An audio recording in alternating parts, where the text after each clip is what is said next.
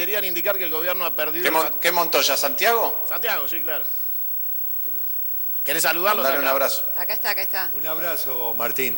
¿Cómo estás? Querido amigo. ¿Cómo estás? ¿Bien? Bien, bien, muy bien. Bueno, te decía, y quedan conectados hasta acá para que crucen, por supuesto. Te decía, Giacomini nos decía que el gobierno tiene que tener un cambio fundamental de anclaje, que ir al Fondo Monetario no sirve como anclaje para esta economía, que el anclaje es la credibilidad y que si el gobierno no pone freno, cambia gabinete y cambia estructura económica, no hay anclaje que valga. ¿Usted qué opina?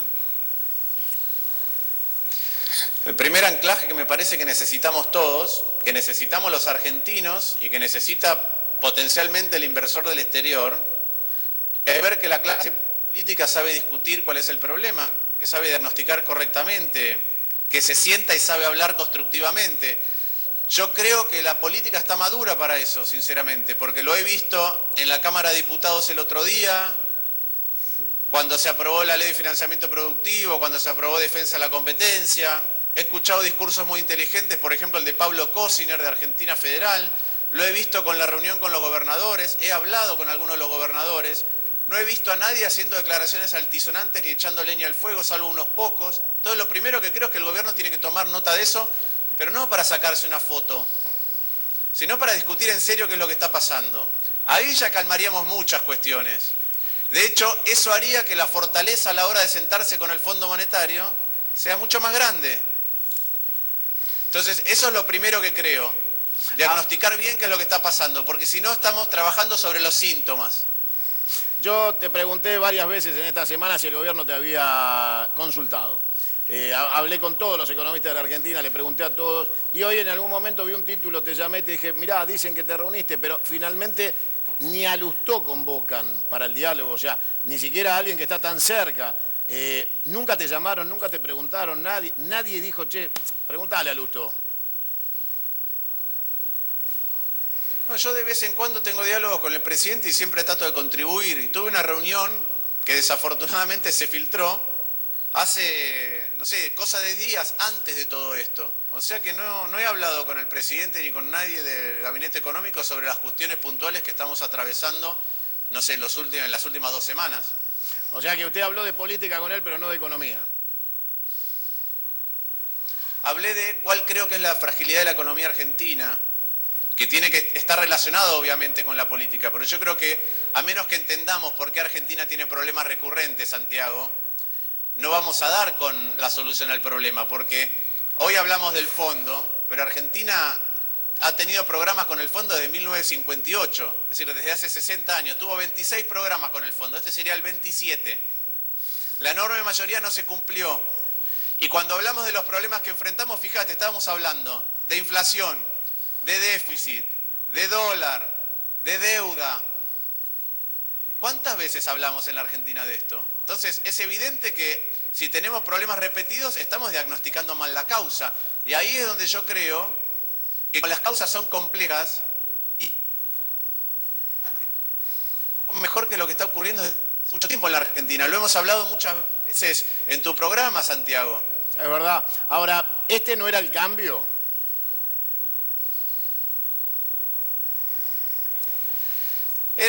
A ver, creo que hay como 2 acepciones del cambio. Una es el cambio con respecto al pasado inmediato, ¿no? Y eso es un cambio con respecto al kirchnerismo. Ahora, para generar un cambio más profundo en la Argentina, un cambio de curso de la degradación que venimos enfrentando hace varias décadas, porque la degradación no es del kirchnerismo, tengámoslo claro, porque si no otra vez diagnosticamos mal. Argentina en los últimos 40 años creció la 4ª parte de lo que creció Chile, la 3ª parte de lo que creció Uruguay, la 3ª parte de lo que creció Colombia. Entonces, buscar culpables, tanto en un gobierno como en el exterior, a nuestros problemas, ya a esta altura o es tonto o es ingenuo. ¿Qué opinión le merece Duhovne? Yo lo conozco a Duhovne hace mucho tiempo, era economista jefe de un banco. Después el rol de ministro de Economía es distinto, porque es distinta la naturaleza de la administración pública que de la administración privada. Yo, por ejemplo, tengo una visión distinta a los que critican la incorporación de CEOs a la política. Yo creo que si nuestro Estado está subadministrado, necesitamos administradores. Ahora, administrar lo público y lo privado son materias absolutamente distintas. En el sector privado vos tenés un accionista mayoritario que te dice qué es lo que hay que hacer y se acabó. En la administración pública hay 44 millones de accionistas, porque vos estás administrando plata que es de otros, que es de todos los argentinos. Y el mayoritario es mayoritario por 4 años. El minoritario quiere ser mayoritario. Y los gremios son accionistas, y los medios son accionistas. Y el Congreso es accionista, porque todos podemos opinar sobre lo que está ocurriendo. Entonces, es distinta la actividad pública que la actividad privada. Y navegar esa transición no es sencillo. ¿Cuánto dura este gobierno en materia económica con este nivel de soberbia y encierro en un grupo de amigos de un colegio al que fueron todos juntos? A ver, nosotros estamos viendo ahora indicios de apertura y de mayor preocupación del gobierno. Yo espero que sean sinceros y que además de ser sinceros, y no sean solo una foto, generen actos posteriores, que es una mayor apertura a la política para empezar a discutir y allanar el camino de cómo tenemos que resolver los problemas. A veces cuando uno veía que se expulsaba gente de la política, inclusive desde adentro del propio gobierno, el caso de Monzós es un caso emblemático, uno se ponía más preocupado. Hoy veo que aquellas cosas que veníamos diciendo y sobre todo que de adentro del gobierno venían diciendo a algunos, se le está prestando más atención y eso me parece más auspicioso. Usted me dice siempre frases en potencial. Sí escuchan, sí hacen, sí no es solo foto. Yo tengo la misma esperanza que usted, con mucha menos expectativa tal vez, porque no creo que pase. Si no pasa, si su expectativa en potencial no se concreta, ¿qué podemos esperar en materia económica los argentinos? Mira, primero, inclusive si eso se concreta, no tenemos que minimizar el estado de vulnerabilidad en el que estamos. A ver, me preocupé más. Es vulnerabilidad acumulada. No, pero nosotros tenemos otra vez una vulnerabilidad estructural detonada ahora porque tanto desde afuera como desde adentro nos hemos preocupado. Pero la fragilidad ya estaba. Pensemos lo siguiente, que el dólar no es un termómetro de la Argentina. Si el dólar sube 10% una semana, no es que de golpe en una semana Argentina estaba 10% peor, es que nos dimos cuenta de algo. Es como venir incubando una enfermedad y que de golpe se te desate la fiebre.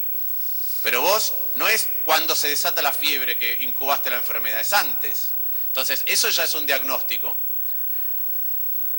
Entonces, a partir de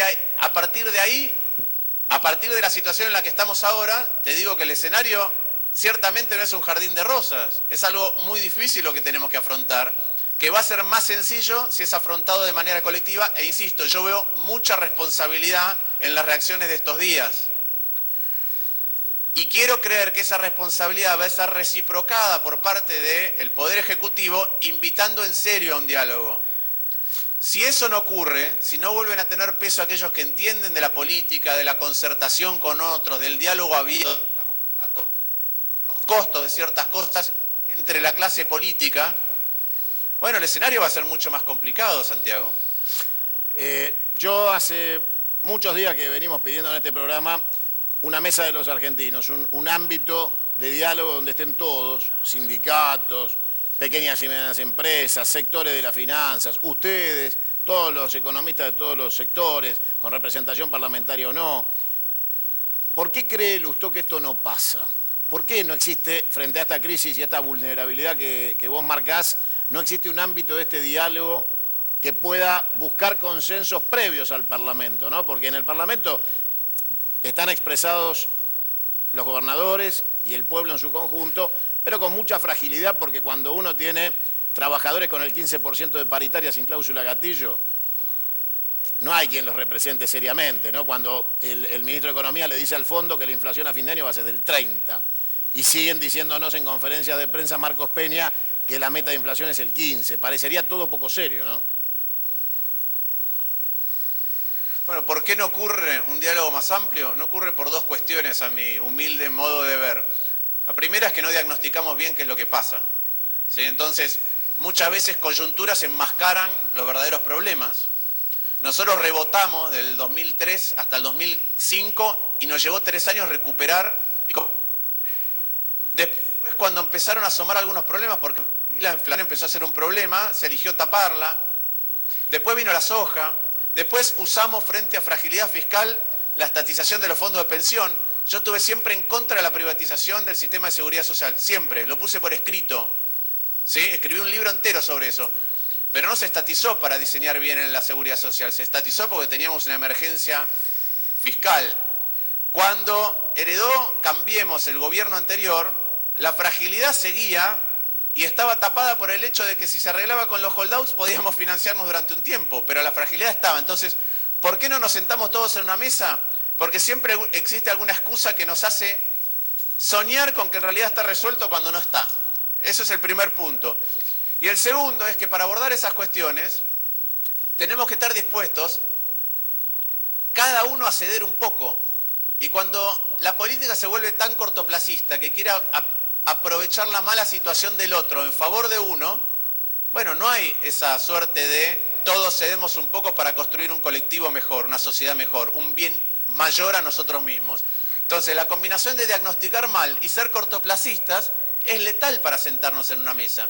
Y por eso hay un esfuerzo muy importante ahora, por eso vuelvo a insistir con las espadas políticas del gobierno. Este es el momento de las espadas políticas del gobierno, que son las que durante todo este tiempo han sido capaces de acercarse a los demás, a pesar de que pensaran distinto, o quizá precisamente porque pensaban distinto. Me refiero a los Frigerio, me refiero a los Monzó, me refiero a los Negri, me refiero a eso.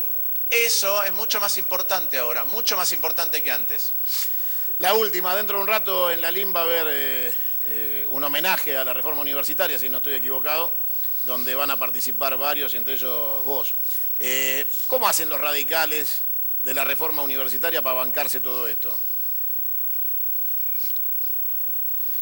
Mira, yo creo que hay algo muy importante que es resignificar las cosas para reflexionar dónde uno está parado. Entonces, la reforma universitaria, si querés, tuvo como grandes temas el cogobierno y la autonomía, que es la independencia, que nadie te fije por problemas políticos cuál es la agenda, o si querés, cuál es... ¿Se cortó, chicos? Bueno, se salvó Lustó por hoy. Y lo tercero... Ahí está. No, perdón. Y lo tercero... Dale. Y lo tercero en los concursos. Entonces vos estás hablando autonomía y por ende de responsabilidad. Segundo, de responsabilidad social y tercero, de calidad. Bueno, tenés que replantearte qué significaban todas esas cosas hoy. Y eso amerita, no solo con respecto a la reforma universitaria, sino adentro de la Unión Cívica Radical, un debate muy profundo. Gracias, Martín. Un abrazo enorme a todos los que van a ir con vos hoy a la LIN, que son muchos de ellos grandes amigos de muchos años. Gracias. Bueno, pasaba Martín Lustó. Vamos completando una semana con una buena opción de voces económicas para el virrey, ¿no? Le vamos cerrando algunas alternativas que no son justamente las que uno piensa, ¿no? O sea, yo tal vez no pienso como Lustó en muchas cosas, estoy lejos de...